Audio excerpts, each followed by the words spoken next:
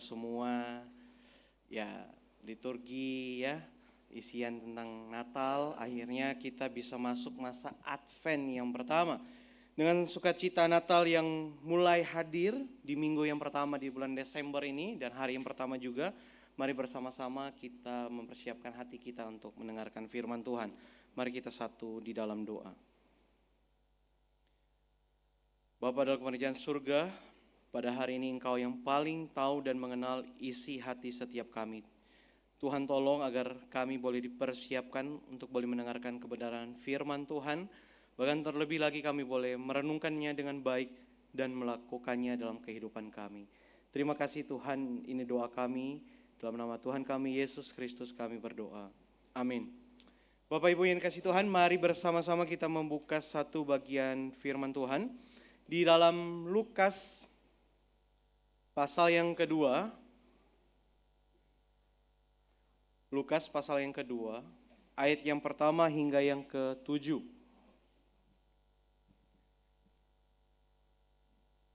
Lukas pasal yang kedua, ayat yang pertama hingga yang ke-7. Kita akan membaca silih berganti dimulai dari saya ayat yang pertama, kemudian Bapak Ibu ayat yang kedua hingga ayat yang ke-7. Lukas pasal 2 ayat yang pertama hingga yang ke-7. Kelahiran Yesus. Pada waktu itu Kaisar Agustus mengeluarkan suatu perintah menyuruh mendaftarkan semua orang di seluruh dunia.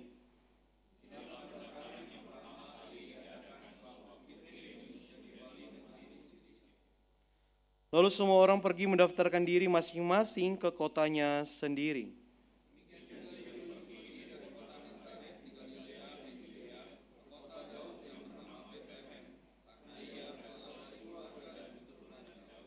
Untuk mendaftarkan diri bersama Maria, tunangannya yang sedang mengandung.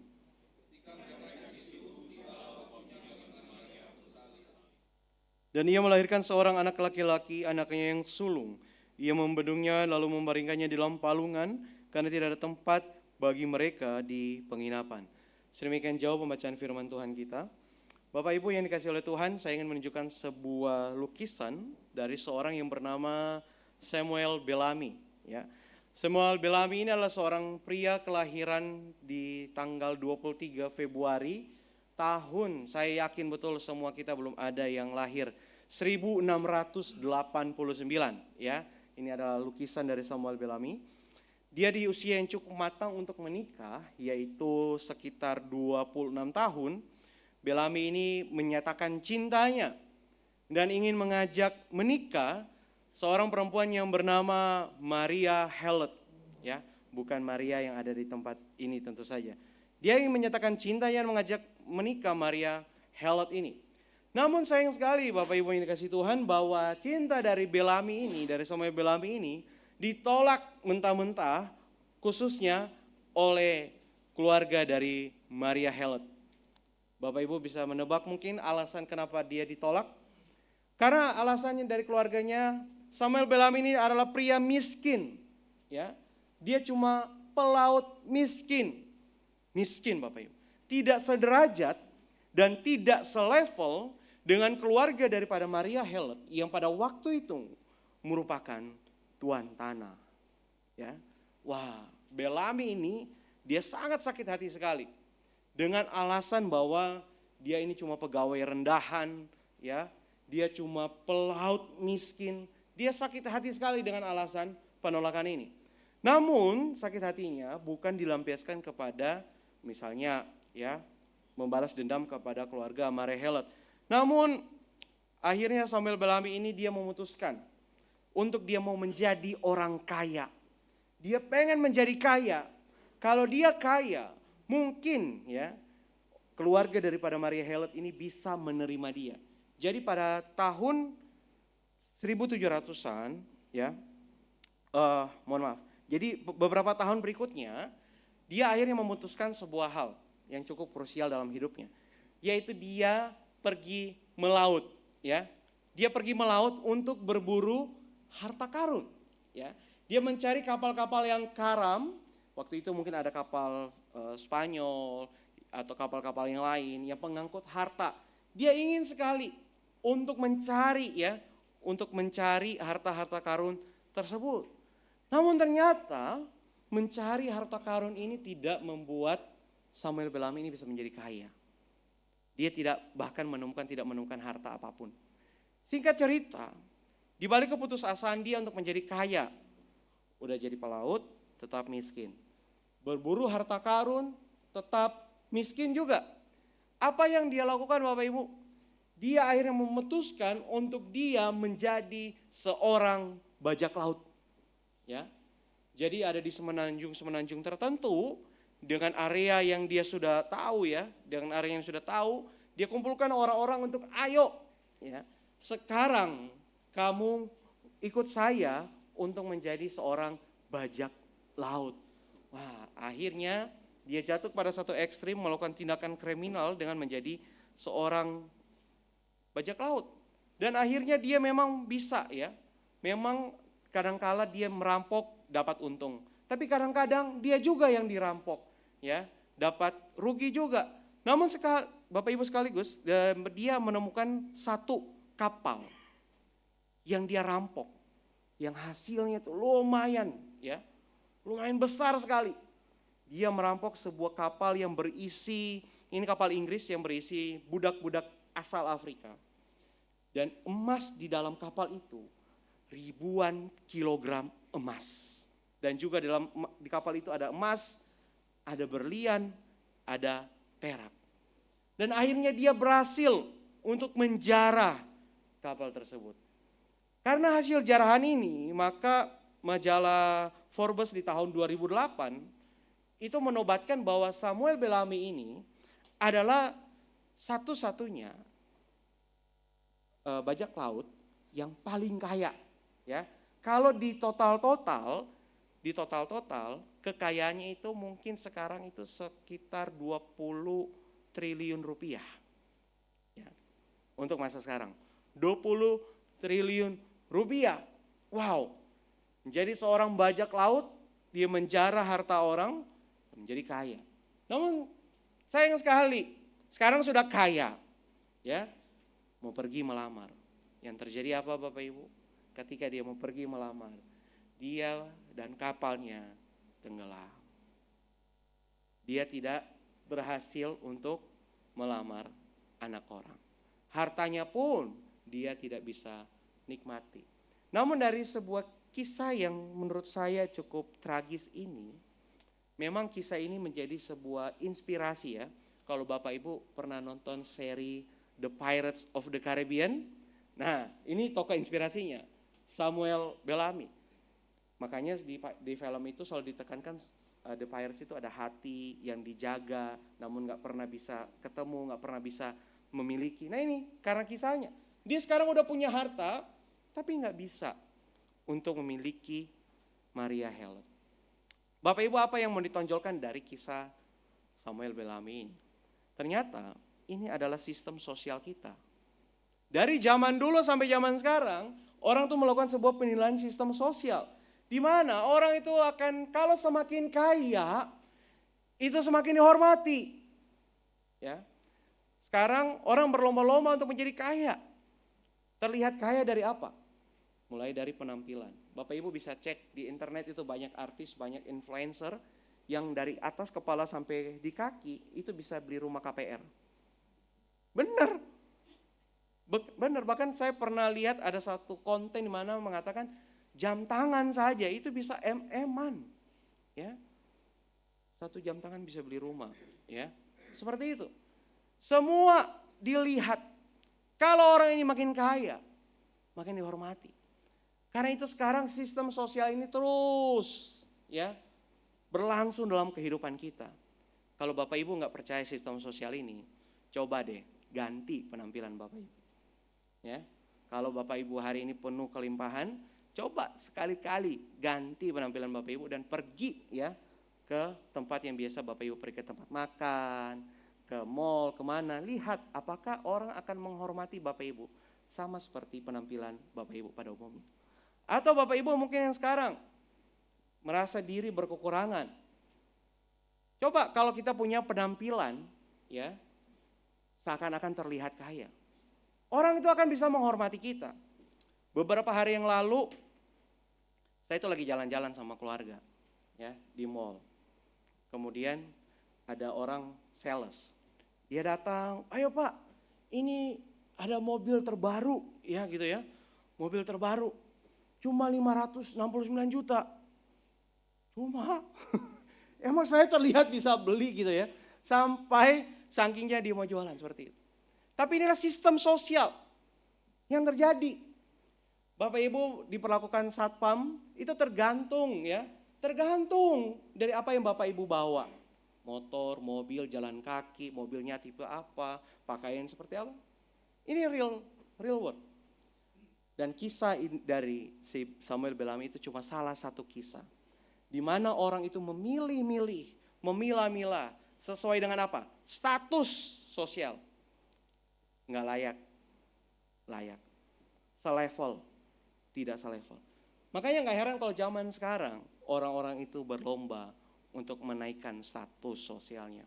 Namun ini berbeda sekali dengan perjalanan Sang Juru Selamat, Bapak Ibu. Hari ini ketika kita membaca perjalanan Sang Juru Selamat, perjalanan Sang Juru Selamat ini dimulai sama sekali tidak sesuai dengan sistem yang kita lihat di dalam dunia ini. Tidak sama sama sekali. Saya ingin bertanya kepada Bapak Ibu, Yesus lahir di mana? Tempatnya, ya, daerahnya. Bukan, kalau tempatnya kan orang bisa bilang Palungan ya. Yesus lahir di Bethlehem. Oke, lanjut. Kalau begitu Yesus disebut orang Bethlehem atau orang? Nah, jadi mana yang benar? Kewarganegaraan Yesus berdasarkan tempat lahir atau tempat apa? Bapak Ibu sekarang lahir di mana? Misalnya Jakarta, ya. Terus merantau, misalnya gitu ya, ke Surabaya. Nah, sekarang Bapak Ibu disebut sebagai orang Jakarta apa orang Surabaya? Yesus lahir di Bethlehem disebut orang Nazaret. Oke, contoh lebih sederhana lagi. Saya orang Manado, ya, istri saya orang Jakarta, anak saya lahir di Jogja, ya, sekarang lagi besar di sini. Anak saya orang mana? Mana?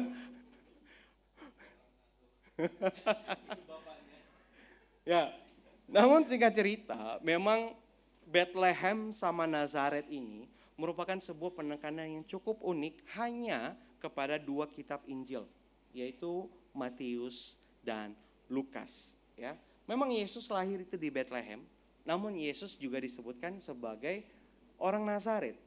Ya, orang Nazaret karena dia tumbuh besar di situ. Namun hari ini kita akan lihat lebih kepada Yesus lahir di Bethlehem. Tadi saya sudah sebutkan bahwa Matius dan Lukas itu menonjolkan sebuah kota, yaitu Bethlehem dan Nazaret. Dua-duanya tetap menggunakan ada kata Nazaret dan kata Bethlehem. Bapak Ibu tidak akan menemukan di Markus. Nggak akan. Namun ini berbeda, ya. The journey ini berbeda. Perjalanan ini berbeda yang ditonjolkan baik Matius maupun Lukas. Tapi dua-duanya tetap ada Bethlehem dan Nazaret. Kalau Matius itu penekanannya dia mau bikin bahwa udah lahir di Bethlehem, tapi mereka tuh nanti akan menyingkir, ya, mereka akan menyingkir terlebih dahulu, terus mereka akan pergi ke Nazaret. Namun kalau Lukas, ya, POV-nya itu atau point of view-nya itu lebih kepada dari Nazaret, ya, ada sensus mereka ke Bethlehem. Nah, mari kita lihat kenapa Lukas lebih kepada Nazaret dan ke Bethlehem. Dalam Alkitab yang sudah kita baca tadi memberikan sebuah alasan yang cukup jelas.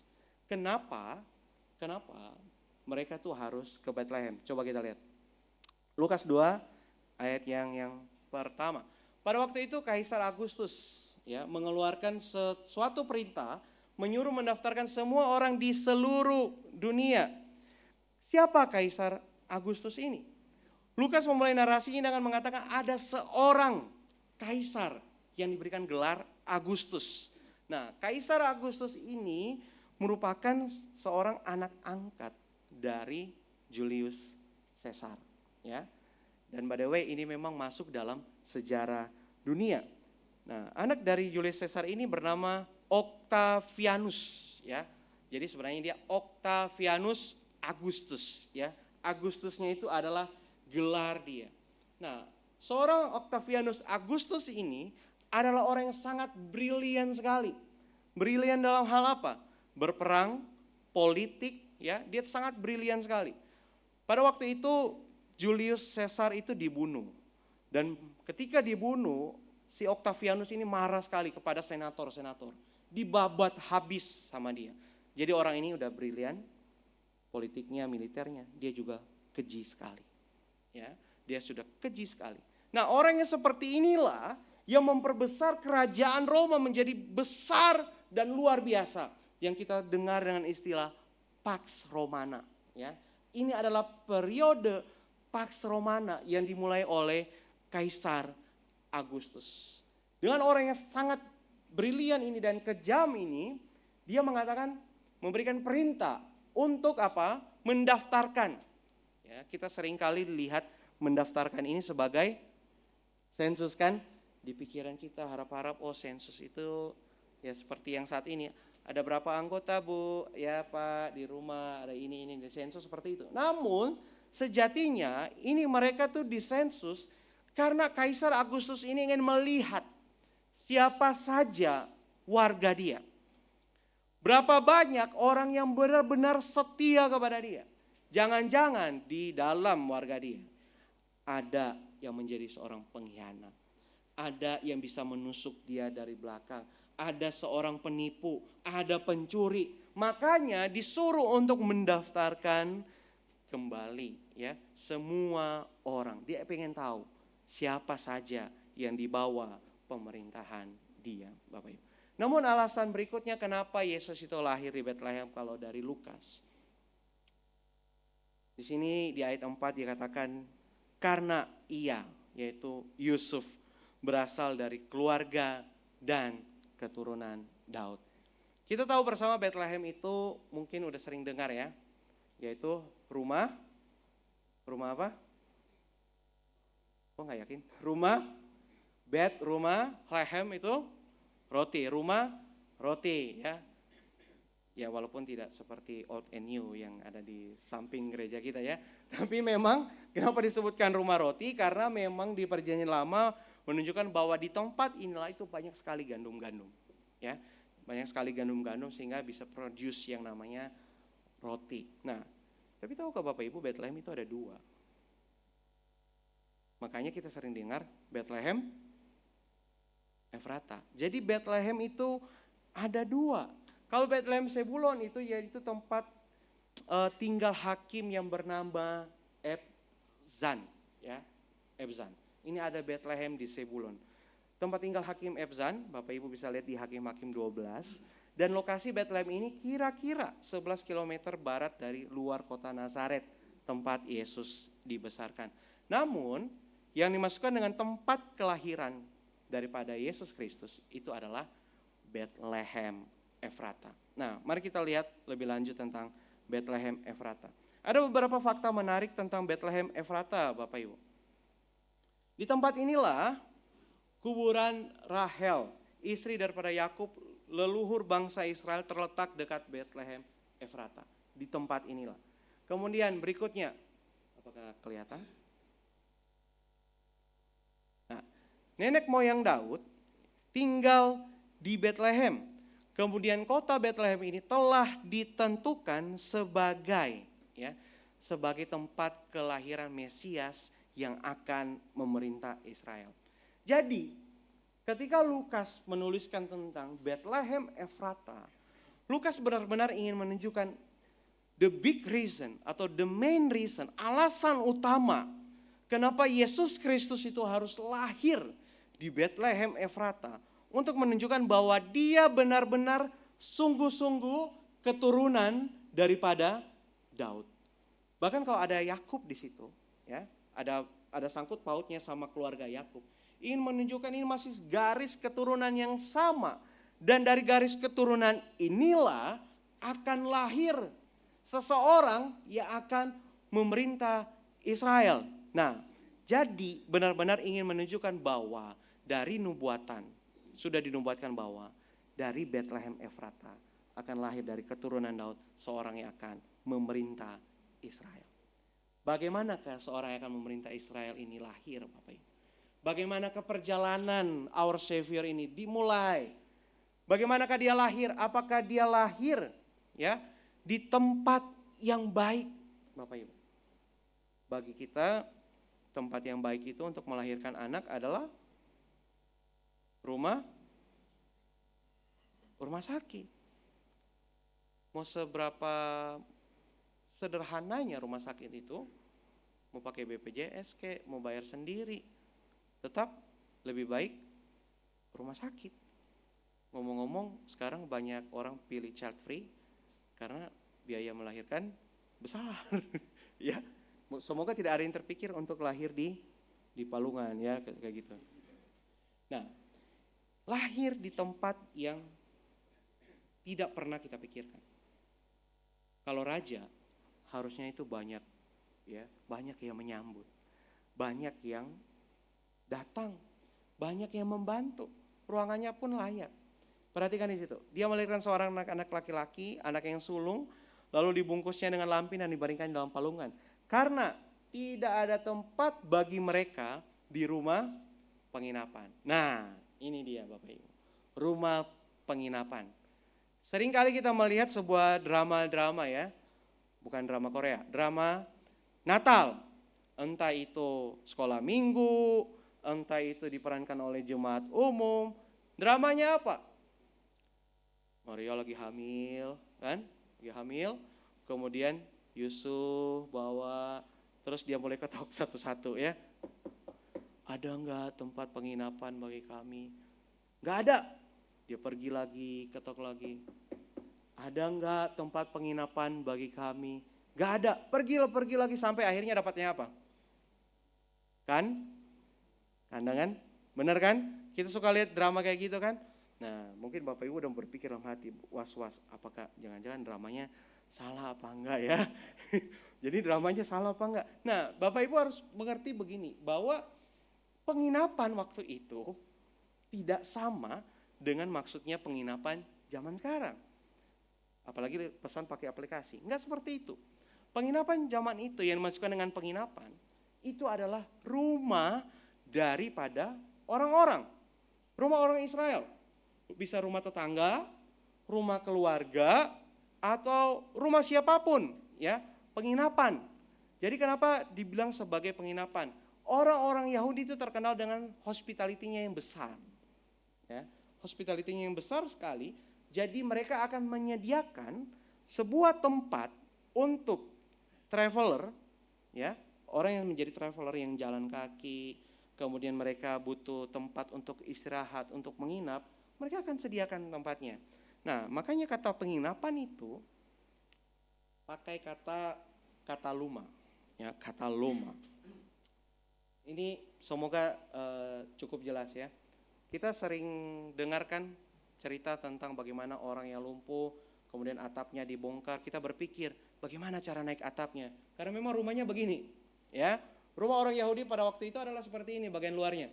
Bisa ada tangga untuk ke atas atap. Dan di luar atau di belakang sini biasanya ada pekarangan.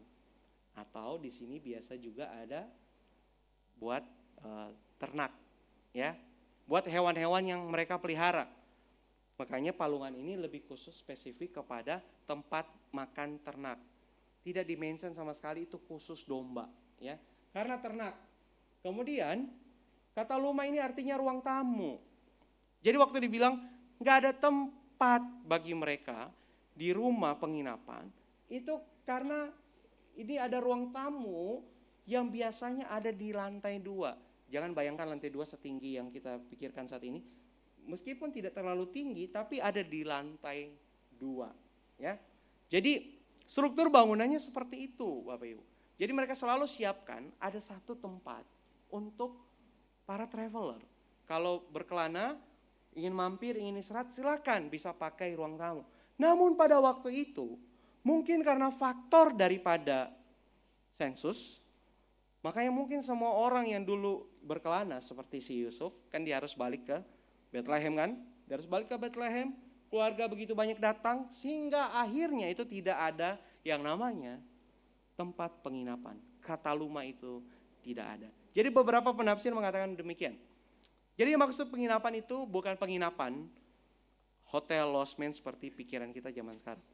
Tetapi kemungkinan besar karena di dalam sini sudah penuh, ya, sudah penuh dengan orang-orang. Mau nggak mau mereka harus di belakang, di tempat di mana mereka memelihara hewan. Nah, makanya waktu Yesus sudah agak besar sedikit, ketika mereka masih di tempat itu, maka disebutkan lebih jelas ada kata rumah, bukan kandang, ya, rumah bukan kandang. Nah, Bapak Ibu, inilah tempat di mana Tuhan kita lahir. Ini adalah bagaimana juru selamat kita datang ke dalam dunia ini. The journey of the Savior, of our Savior. Itu dia datang pada waktu sama sekali Israel itu bukan negara yang kuat. Israel itu diremehkan. Malah dia datang pada saat Roma itu kuat. Meskipun di dalam sejarah dunia waktu Kaisar Agustus sensus dan di dalam waktu yang sama itu adalah sejarah juru selamat yang datang. Tetapi dalam sejarah ini kita bisa melihat Yesus yang harusnya menunjukkan kekuatannya yang luar biasa kuat, luar biasa hebat. Tapi pada waktu, ya, dari pemilihan waktunya saja itu mungkin bagi manusia itu enggak level. Dia datang pada waktu Israel itu lemah sekali. Militernya dijajah, warganya dijajah, dan terbalik Roma itu yang kuat sekali. Dalam pandangan manusia, waktu kedatangan ini tidak tepat, tidak sesuai untuk seorang raja. Berikutnya, dia datang tanpa dikenali tanda raja. Meskipun ketika dia lahir di Bethlehem, sudah sangat menunjukkan sekali dia ini adalah keturunan Daud, Raja Daud itu. Namun tahukah Bapak Ibu, ketika Daud sebelum menjadi raja, apakah ada tanda raja di dalam diri Daud? Enggak ada. Daud sama sekali tidak terlihat seorang perkasa, kuat, tidak seperti kakak-kakaknya. Bahkan ketika istilahnya mau disurvei ya sama Nabi ya, bukan ini, padahal semuanya terlihat perawakannya baik. Tanda raja, sama seperti Daud, tidak terlihat ya Bapak Ibu. Tidak terlihat sama sekali.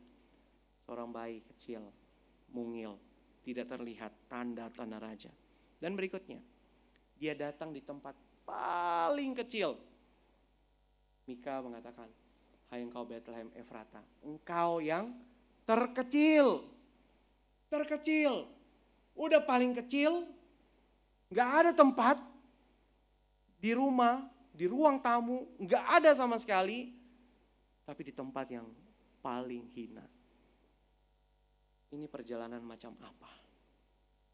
Nazaret ke Bethlehem. This is our Savior journey. Inilah perjalanannya ditempuh oleh juru selamat kita ketika dia datang memulai misinya ke dalam dunia ini Bapak Ibu. Bapak Ibu yang dikasih Tuhan, dari beberapa kitab Injil, 3 kitab Injil yang sama, maksudnya ada kemiripan dalam penulisannya, Matius, Markus, dan Lukas. Lukas ini memiliki satu penekanan yang sangat menarik sekali. Lukas ini menekankan bahwa Injil itu diberikan kepada orang-orang yang bahkan terlihat hina atau tidak selevel atau dipandang buruk. Ya, makanya kalau dalam Lukas Bapak Ibu akan menemukan satu kisah yang tidak ada di dalam kitab yang lain. Ada orang yang pendek, naik pohon ara, yang dianggap tidak pantas, tidak selevel, tapi Yesus datang bertamu di rumahnya. Ada para wanita-wanita yang ditonjolkan, yang pada masa itu wanita itu tidak dipandang sama sekali. Orang-orang yang terpinggirkan, orang Gentile yang tidak selevel itu, yang dianggap hina, itu sangat dimention sama Lukas. Namun, ketika Lukas menunjukkan bahwa the journey of our Savior itu dimulai dari sebuah tempat yang paling hina. Lukas ingin menunjukkan seperti ini. Dia menjadi hina untuk menyelamatkan saya dan saudara yang paling hina. Siapa sih kita di mata Allah? Siapa sih saya dan saudara yang berdosa di mata Allah yang Maha Kuasa? Nggak level Bapak Ibu. Kita mau sekaya apapun, di mata Tuhan nggak level. Kita nggak sebanding sama sekali dengan Tuhan. Dia bisa saja membinasakan kita, menghukum kita. Nggak jadi siapa-siapa. Masuk, dibuang ke dalam neraka. Bisa Bapak Ibu. Tapi dia memilih menjadi hina. Turun ke dalam dunia ini yang hina untuk menyelamatkan ini manusia hina. Yesus Kristus. Karena itu di minggu Advent yang pertama ini, saya ingin bertanya, Bapak Ibu, di mana letak sukacita Natal kita? Apakah sukacita Natal kita terletak kepada dekorasi? Apakah sukacita Natal kita terletak kepada musik? Apakah sukacita Natal kita terletak kepada souvenir Natal? Apakah sukacita Natal kita terletak kepada banyak promo nih, ya, bisa belanja? Apakah sukacita Natal kita terletak kepada, wah Natal nih, liburan panjang, liburan kemana-mana, pergi, holiday. Kalau kita punya konsep seperti itu Bapak Ibu, makanya jangan heran, Christmas itu tidak pernah jadi Christmas, cuma jadi holiday. Di mana letak sukacita Natal kita? Apakah sukacita Natal kita adalah sungguh-sungguh bersukacita? Tuhan thank you. Saya menyadari di masa Advent ini saya adalah manusia yang paling hina, tapi Tuhan selamatkan saya. Tuhan telah menjadi yang paling hina sekali untuk menyelamatkan saya Bapak Ibu. Bapak Ibu, ada satu tokoh yang bernama Watchman Nee, ya.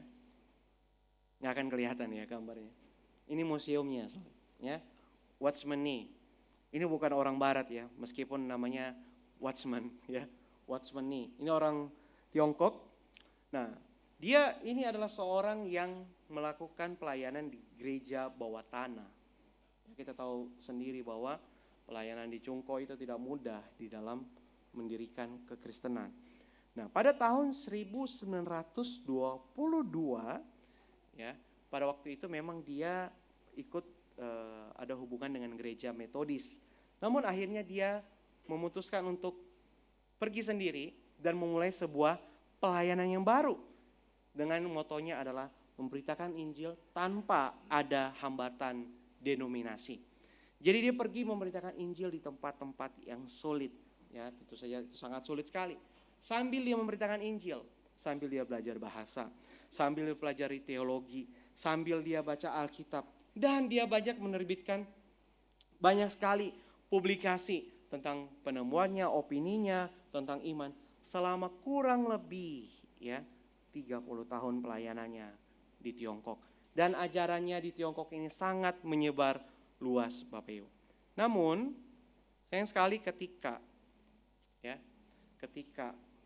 Tiongkok itu semakin panas, ya, semakin panas. Orang-orang Kristen mulai diburu satu demi satu.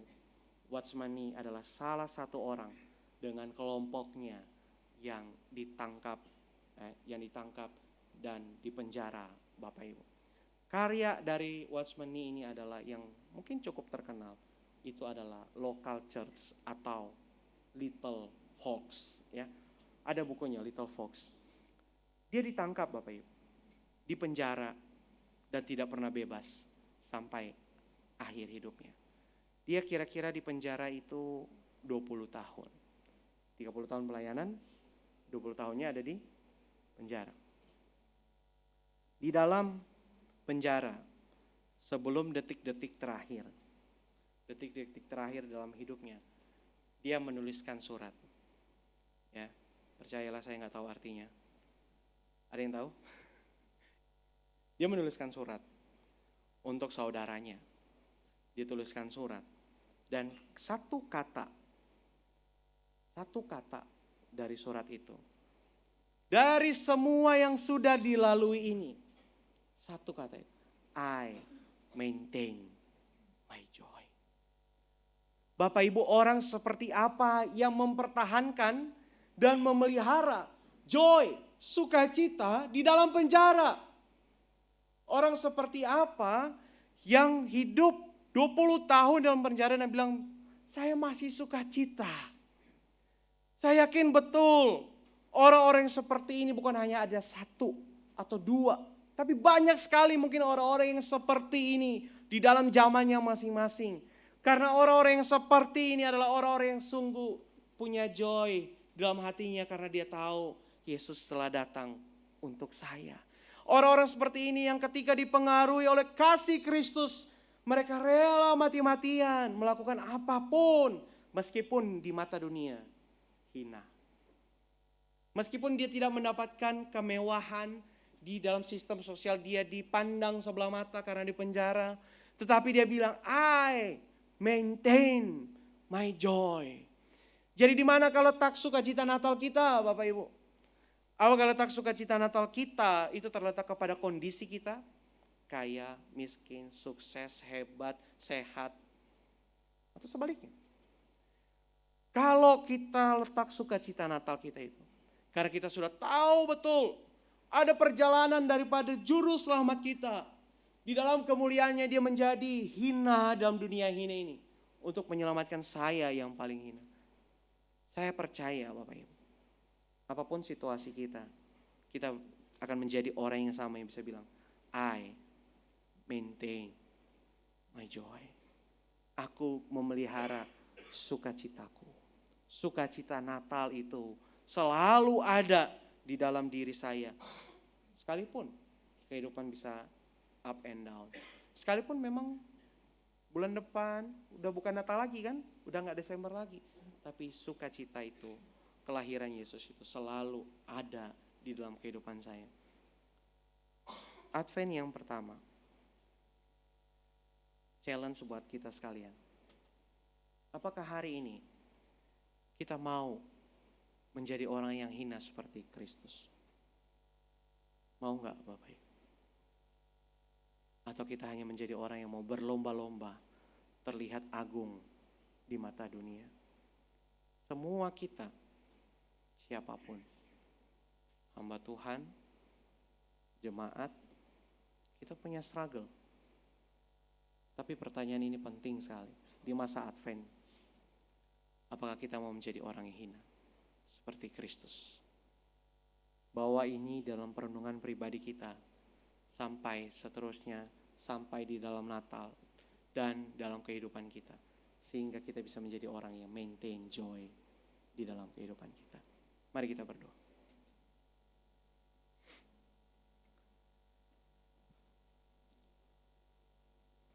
Tuhan, kami bersyukur ketika melihat perjalanan Engkau ke dalam dunia ini. Engkau yang begitu mulia. Namun Engkau turun ke dalam dunia yang hina hanya untuk menyelamatkan saya yang hina. Terima kasih Tuhan.